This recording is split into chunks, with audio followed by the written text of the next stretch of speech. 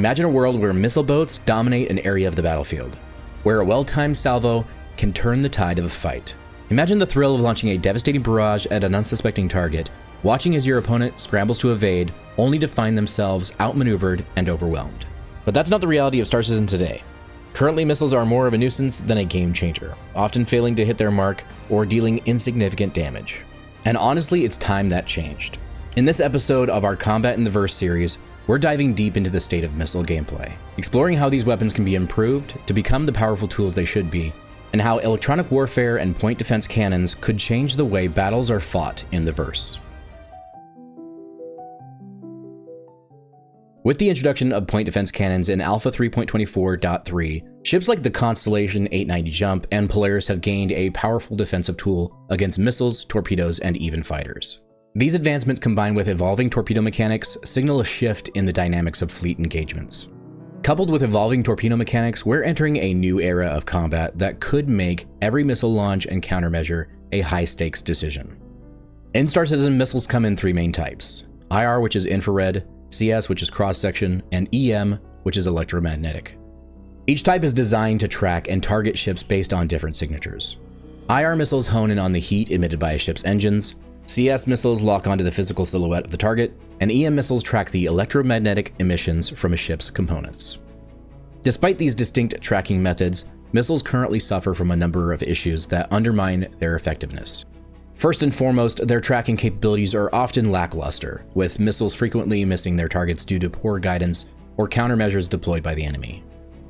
Second, even when they do connect, their damage output is often insufficient to significantly impact the battle of an outcome, particularly against larger or heavily shielded ships. This has led many players to view missiles as more of a secondary option, something to fire off when there's a lull in the fight, but not something to rely on in critical situations. Missile boats, which should theoretically be able to control the battlefield through overwhelming firepower, are rarely seen or used in the game, outside of the Firebird or the Talon. Instead, most players stick to guns knowing that they can rely on their accuracy and consistent damage output. The introduction of PDCs has added another layer of challenge for missile gameplay. These automated turrets have become a reliable defense against incoming threats, from missiles and torpedoes to small fighters. While highly effective, PDCs highlight the need for missiles to evolve if they are to remain a viable option on the battlefield. Torpedoes, while intended to be the ultimate counter to capital ships, often struggle to fulfill their potential. Their slow speed and large profile make them easy targets for interception, whether by agile fighters or PDC systems. While a successful torpedo strike can be catastrophic, their effectiveness is frequently undermined by these vulnerabilities. This dynamic raises questions about how torpedoes can be adapted to maintain their role as a critical weapon while still offering viable counterplay for defenders. Missiles should be faster, much faster than they are now. Right now, many ships can simply boost away from incoming missiles or use evasive maneuvers to easily dodge them. Torpedoes, on the other hand, could adopt a two-phase speed system, starting slow to avoid detection, then accelerating dramatically during their terminal phase. This mechanic would heighten the tension for defenders, forcing them to respond quickly when a torpedo becomes a visible, imminent threat. These changes would make both missiles and torpedoes more challenging to evade, rewarding attackers for their timing and precision. The damage output of missiles needs to be increased, especially when targeting larger ships. A well-placed missile strike should be a serious threat, capable of crippling subsystems, breaching hulls, and disabling ships. Now, this would not only make them more effective in combat, but would also add a strategic layer, as players would need to carefully manage their defenses and countermeasures to protect against these high-damage threats. One of the most exciting potential changes is to make missiles more effective against ships in nav mode or transitioning between SCM and nav. Ships in these states are often more vulnerable, with reduced agility and defenses. Missiles should take advantage of this, receiving bonuses to speed and tracking when fired at ships in nav mode. This would make it much riskier for players to transition between these modes in the middle of a fight, as they would be opening themselves up to devastating missile strikes. For torpedoes, their damage output must remain proportional to their immense size and cost. A single torpedo strike should have the potential to cripple critical systems or punch through capital ship armor, forcing defenders to adopt layered strategies, including the use of PDCs, active jamming, and evasive maneuvers. Introducing warhead variations such as EMP or high explosive torpedoes could further expand their tactical applications. Now, if you appreciate this breakdown on combat and want to stay up to date on all things Star Citizen, make sure to subscribe. I cover everything from gameplay mechanics to new features, so you won't miss any updates on how this will evolve. Now let's talk about electronic warfare and how it could completely change the dynamic of missile combat in Star Citizen. Electronic warfare, or EWAR, is a gameplay mechanic that focuses on disrupting the enemy's ability to function effectively on the battlefield. This could include jamming their radar, disrupting their missile systems, or even preventing them from escaping by using quantum dampeners or quantum snares. For torpedoes, jamming could play a vital role in defense. EWAR ships could create localized interference zones, disrupting the advanced guidance systems of torpedoes and reducing their accuracy. However, torpedoes equipped with active jammers of their own could counteract this interference, creating a layered battle of electronic warfare between attackers and defenders. Now, one of the most exciting possibilities for EWAR is the ability to jam enemy radar and missile guidance systems. Ships equipped with EWAR capabilities could project a field that scrambles the targeting systems of incoming missiles, causing them to lose lock or detonate prematurely.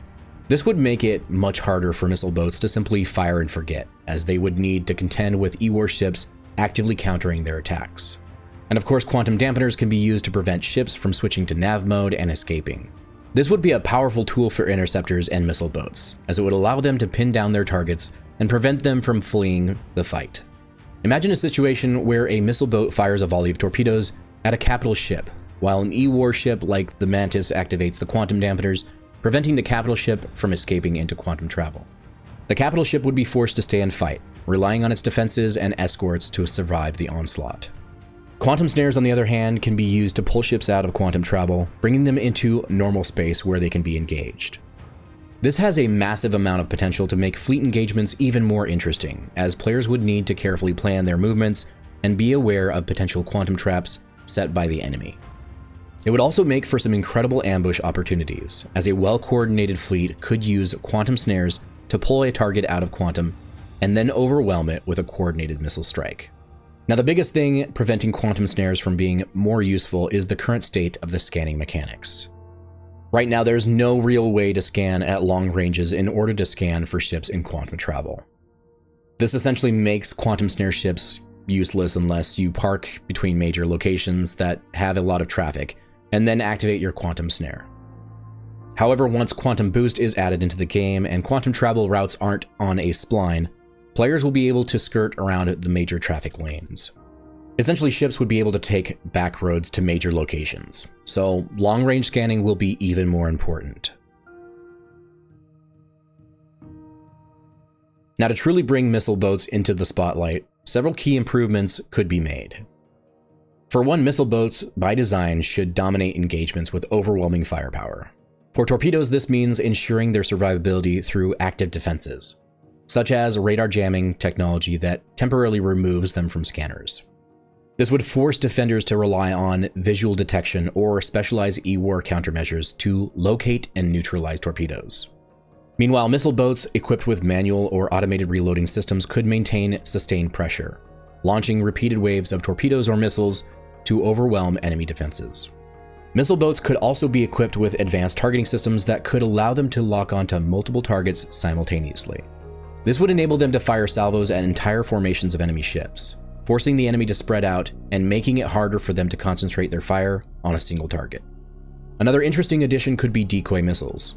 These would be launched alongside regular missiles and emit the same signals, confusing enemy countermeasures and drawing fire away from the real threats.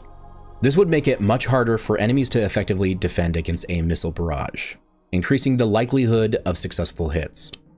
Similarly, torpedoes could utilize decoy systems, launching smaller, stealthier projectiles alongside the primary payload.